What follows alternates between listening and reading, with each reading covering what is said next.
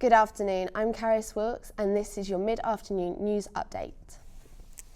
Figures have revealed 3 staff members at the Calderdale and Huddersfield NHS Foundation Trust were on more than £200,000 despite company debts of around £20 million. Over a dozen health staff in Huddersfield and Calderdale were paid over £150,000 last year, with the highest being paid thousands more, Chloe Frid reports. More than 20 health staff in Huddersfield and Calderdale were paid over £150,000 last year, with 3 earning more than £200,000. The figures also show that 145 clinical staff and 6 non-clinical staff at the Trust earn between £100,000 and £150,000. The Trust currently faces debts of around £20 million, with its biggest costs including staff and running duplicate services. The UK's tax authority is set to close 137 local offices and replace them with 13 regional centres, raising fears over job losses. The closures will be complete by 2027 according to HM Revenue and Customs, but the new centres will be open in the next 5 years. Towns and cities hosting the new offices include Cardiff, Glasgow, Edinburgh, Bristol and Croydon. The plan comes as the company faces criticism of its call centres. Missing 15-year-old Leonie Samuda has been found safe and well this morning. She has been missing since the 5th of November and was said to be seen around Trinity Shopping Centre, Leeds. A spokeswoman said, "We would like to confirm that 15-year-old Leonie Samuda has been located safe and well. The public and media are thanked for their assistance in our appeal." While students at the University of Huddersfield have been raking up debts of around £9,000 per year, their Vice-Chancellor Bob Cryan has been banking £280,000 per year. The highest paid Vice-Chancellor, with a £600,000 pay packet, is Professor Neil Gorman from Nottingham Trent University, according to thousands of Freedom of Information requests that have recently been filed. Better put into university resources. Yeah, maybe it is a little bit unfair. I think teachers, nurses, all that kind of thing start on 20 grand if that? Seems quite a lot. Don't know, maybe a bit too much. Marks and Spencer's is at the centre of a storm of criticism after staff at its Bradford store were caught throwing away trolley loads of food.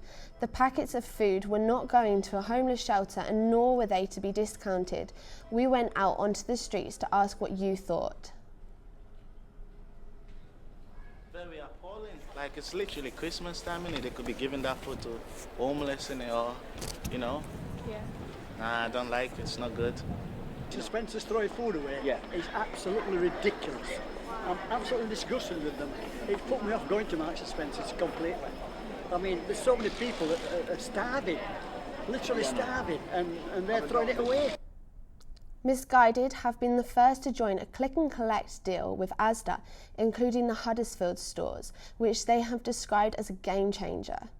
It has set a target of achieving 40 million more customer visits every year by 2019 and providing online shops with a physical presence. Customers will be able to collect and return orders placed with third parties at any one of Asda's 614 stores. You will also now be able to track your order in real time and then collect it from a kiosk or self-service point within the store. A chief and owner in Lindley has taken on a new restaurant. Eric Paxman owns award-winning restaurant Eric's in Lindley, has taken over neighbouring restaurant La Coffina. Compared to Eric's, his new venture will be taking on an entirely different look and format. There will also be a job boost in the town as Paxman is looking to take on 15 new people. West Yorkshire Police and Crime Stoppers are appealing for witnesses to identify the people behind these grainy CCTV images. If you can recognise these men or have any information that may lead to their whereabouts, please contact the police or Crime Stoppers directly on 0800 555 111. The first storm to be given a name by the Met Office will arrive in Britain this week. Storm Abigail, which is sweeping in across the Atlantic, will bring downpours and winds of up to 80 miles per hour in the far north. It is due to hit British shores tomorrow evening. A yellow severe weather warning has been put in place for northern Scotland. Forecasters have been awaiting Abigail's arrival since the weekend. And Bernard Blast. I think I would name it Baker. And finally, hundreds of families are expected at the star-studded free event on Huddersfield's Piazza on Saturday evening after last year's success. Huddersfield residents have been invited to join in the festivities which mark the town's countdown to Christmas, which will be hosted by the Pulse One Roadshow. The festivities will begin at 4:15 p.m. at the marketplace with fair rides, Santa's Grotto, sing-alongs and a giant snow globe and fire performers. Thank you for watching. Tune in again at 12:30 tomorrow afternoon.